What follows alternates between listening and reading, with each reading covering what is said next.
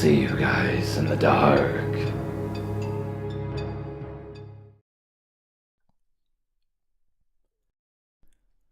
This happened when I was at college, so I was around 17 or 18 at the time.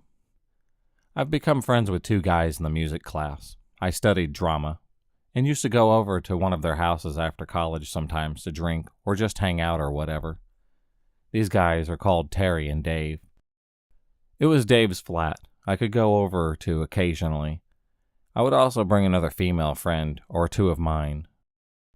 Terry and Dave were a bit out of my league in terms of life experience, if you will.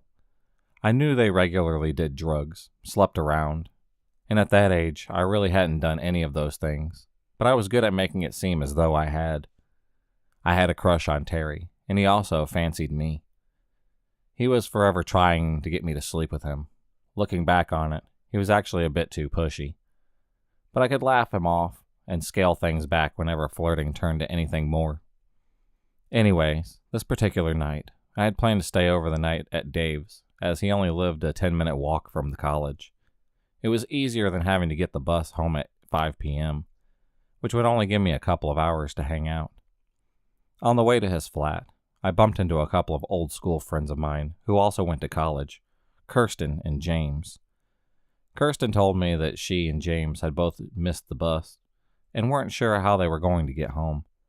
I said that I was on my way to Dave's.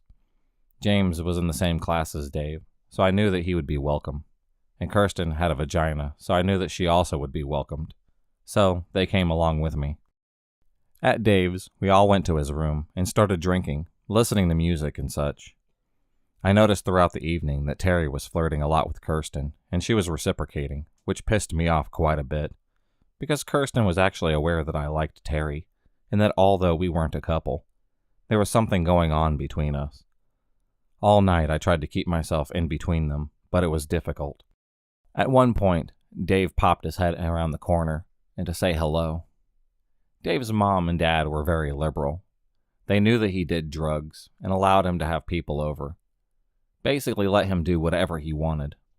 Naturally, at 17 and 18, we all thought that this was great.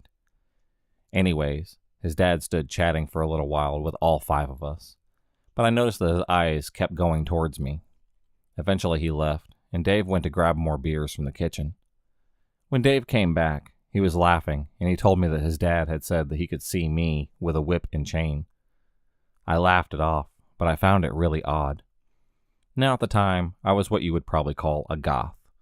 I had long, black hair, very dark eye makeup, white powder on my face, so I knew the comment probably related to that. But still, I was only 17, and his dad was well into his 50s. I let that go and carried on with the evening. At some point, we ran out of booze, and Dave suggested a trip to the 24-hour supermarket, which was only a 5-minute walk away. Dave and James offered to go, and I immediately realized that if I also went, it would leave Terry and Kirsten alone. Terry clearly also realized this as he started encouraging me to go. I refused and stayed in the room while Dave and James went to the shop. For whatever reason, I can't remember why, when Dave and James got back, I left the bedroom for a few minutes. Dave, James, and I were in the living room, and Terry and Kirsten were in the bedroom. When Dave went back into his room, he came straight out and said, "They're shagging." It had taken them all about 5 minutes. I was massively pissed off, and I didn't want to go back into the room at all, so I stayed in the living room with James. At some point, Dave's dad came into the living room, sat on the sofa, and then opened up his laptop. He made small talk with James and I, but then continued on with whatever he was doing. It got late, and James said that he was going to the bedroom to sleep. He tried to encourage me to come, but I refused, being stubborn. Said I would sleep on the sofa. James said something along the lines of, "You can't sleep out here," and glanced over at Dave's dad. He overheard and assured us that he would be going to bed in a few minutes anyways. James did try a couple of times to persuade me, but eventually gave up and just went to bed. I wasn't a silly girl. I was very street smart. I didn't put myself in dangerous positions. The way I saw it was, this man's wife was asleep in the next room, and 5 other people were only a few feet away in Dave's room. I didn't feel anything amiss, and I went to sleep right away on the sofa. I woke up an hour or so later to the sound of Dave's dad snoring louder than I'd ever heard a human being before, asleep on the other sofa. He obviously hadn't made it to bed. I would have been happy to just stay where I was and try to fall back to sleep, but then he started yelling in his sleep. Just yelling. "I'm gonna kill you, you fucking bitch. Get down there, you bitch." Words to that effect over and over again. It was creepy, but not downright scary. I did lay there crying, though, because I really just wanted to go home to my own bed. I completely regretted staying, but it was in the middle of the night, and there was nothing that I could do. I'd laid there for about another half an hour, listening to Dave's dad hollering, and eventually he woke himself up. He stood up and started clattering around in the kitchen, making himself a cup of tea or something. I pretended to be asleep to avoid a conversation, but either he knew I was awake or he deliberately tried to wake me by saying loudly, "I didn't mean to disturb you. Do you want a cup of tea?" I figured there was no point in ignoring him, so I just sat up and said, "Yes, please." As he made me the tea, I had a sudden idea. If I could find out what time the earliest bus came, I could be out of there and back home before any of the others even realized that I was gone. This was before the days of easy internet access on your phone, so I just asked Dave's dad if I could borrow his laptop. I lied and said that my parents were away on holiday and they were coming back early that morning. I said they would flip if I wasn't home, and I needed to beat them to it. I didn't want to tell him the real reason, I just wanted to get the fuck out of there. He said I was welcome to use his laptop, but that he would happily give me a lift home if he didn't want me getting into trouble with my parents. I can't tell you how out of character it was for me to just say yes.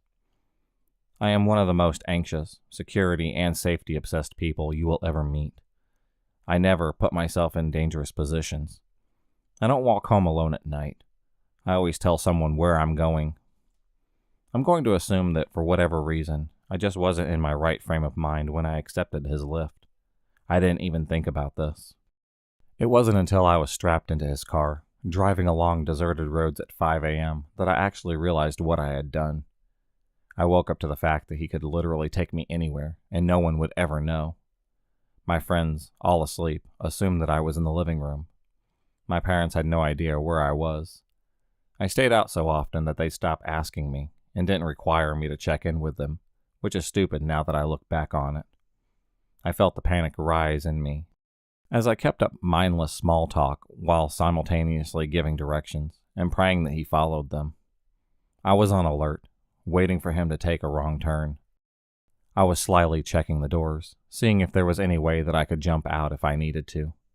I kept a hand on my seatbelt buckle, just in case I needed to undo it quickly. He followed my directions right up to the road, just before my parents' house. "It's the next right," I told him, but he pulled up at the curb on the wrong street and shut off the engine. I swear to God that my heart nearly burst out of my chest. I looked at him. He looked at me. "It's just the next street over," I told him. "Just around that corner." He held my gaze for a moment too long before he started chuckling. He apologized and started the engine, eventually dropping me off safe and sound at my house. I realize that all of this is a little anticlimactic, but it definitely could easily not have been. Like I said, it was very out of character for me, but that moment of lapse in judgment could have been much worse than it actually was. In my teens, I had my fair share of encounters with older men. This happened when I was 15, just over a decade ago. I'm starting to feel pretty old by now. I've told this particular story to friends for years. There were a lot of long stretches of industrial area in the town that I grew up in. Large plazas with big parking lots stuck next to one another. Open stretches of road and highway. The majority of my town felt like the area before an airport. Flat, gray, and functionable. As a depressed teenager, I used to go out after school a lot by myself. First, it was within my neighborhood, but it escalated to me leaving the quaint residential area to walk an hour or so in any direction I desired. I'd usually make my way home before dark, and I had a trusty flip phone at the time to call my parents.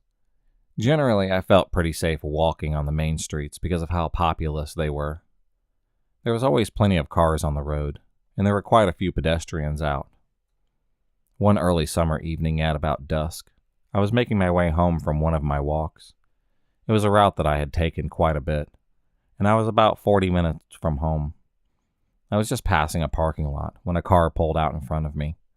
I stopped about 2 feet from the vehicle to let it turn onto the road, but the driver just rolled down the window. "Hey, how are you?" he asked me. The man looked to be in his late 40s and greeted me with an unsettling enthusiasm. I wasn't sure how to respond to any of this, but since I couldn't pass his car, I hoped that he just needed directions or something. I'm okay. How are you?" Before I could even finish my response, he says, "I love your style. Goth girls in boots are of my fetish." I'm not paraphrasing any of this. Now, as I said, I've been approached quite a few times by creepy men, but this guy was beyond bold. I had absolutely no idea how to respond to him. Just as I was going to try to formulate a response, a car pulled up behind him, meaning that he was blocking another car from exiting the parking lot. There's a car behind you trying to get out," I tell him, relieved that I now have a way out of this conversation.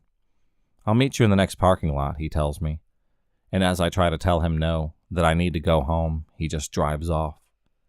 In my mind, there was no way he could be serious. I continue walking, but sure enough, he's in the next parking lot. The parking lot that he entered was down a bit of a hill, and he was standing beside his car. As soon as he saw me, he started waving me down. I'd been followed by cars before, and I was afraid of the idea of making a man angry and being stalked to my home. I assessed the situation. He was parked about 10 feet from a dive bar, and there were about 15 men outside on the patio. That meant that they could see me, and would be in earshot if I screamed. I weighed the options between going down to meet him versus potentially being followed home. Just made the stupid decision to walk down the slight incline. I don't know why I didn't just pretend to be on the phone or call my mother. I don't remember what he said when I approached, but I kept my distance from him and his car so that I couldn't be easy to be taken. He walked around to his trunk. I felt something tense up, and I take a step back. He then pulls out a pair of women's boots and approaches me slightly to show me. They were laced up, about mid-calf, maybe size 9, I believe. "Nice, aren't they?" he asked me. Yeah, I responded. They definitely were not nice, but my brain was on autopilot. "You want to try them on for me?" he asked me, grinning at me. I'm absolutely stunned, more than scared. I'm completely baffled that this is actually happening to me. "I think I'm a little young for you," I managed to tell him. "No, you're what, like 20? I'm 15, dude." All the blood leaves his face, and he finally realizes that he's made a mistake. He quickly puts the boots back in his trunk and says something to the effect of, "Oh, I'm so sorry. You're just so hot. I shouldn't have said it that. You're just 15. I kind of laughed him off and exit gracefully. He drives out of there well above the speed limit. I am definitely relieved, but definitely left creeped out. Why was he carrying around a pair of women's boots? How many women did he approach? What the fuck just happened to me? What would have happened if I was over 18?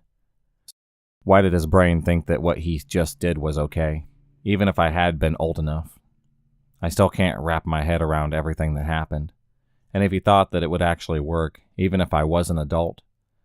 I'm in my late 20s now, which means that if he approached me today, he would most likely be more insistent. This happened a few years ago with my friend June when we were maybe 17 or 18. I'm 23 now. We were out driving around late at night on country roads. We were teenagers, so going for a drive was one of the main ways that we passed time. We were both into goth stuff and witchcraft at the time, so we pulled off to the side of the road to walk around a small graveyard in the woods. It was impossible to see at night, but we'd gone there a few times in the day before, just to go hang out. The whole area is heavily forested by the path to the graveyard. It's right next to the road, just barely hidden in the woods.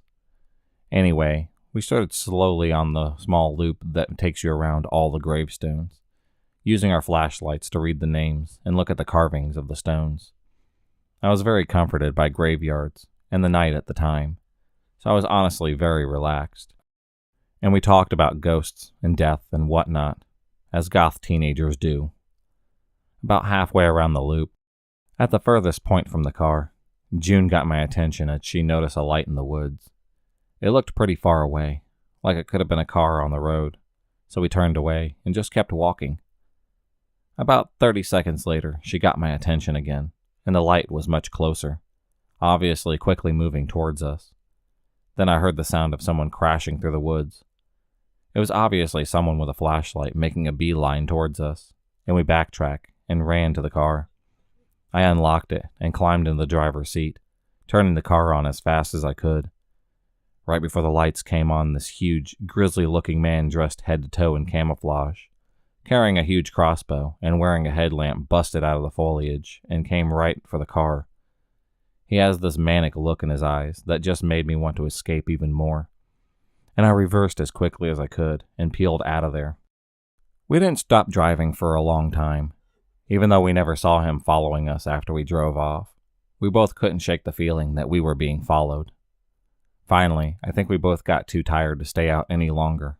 We went back to our houses, but I still constantly think about how quickly he could get to us. If we hadn't sprinted right when we did, he could have caught us as we were getting into the car. I slammed my door about a second before he came barreling out of the woods towards us. Plus the fact that there was no houses nearby. This person was waiting in the woods in full hunting gear with a weapon, and we clearly weren't animals. As we had a flashlight, and there aren't any no trespassing signs in sight. The whole area around the graveyard is state park. I go out into the woods and into weird places in the night a lot, and I've seen some stuff that I would consider supernatural that really scared me, but none of those things ever truly made me afraid to go into the woods like he did. I still go out on my own sometimes, but I really never let my guard down like I used to. If you enjoyed this video, please subscribe, like, and hit the bell for notifications on future videos, and become a stalker of the night. And I'll see you next time.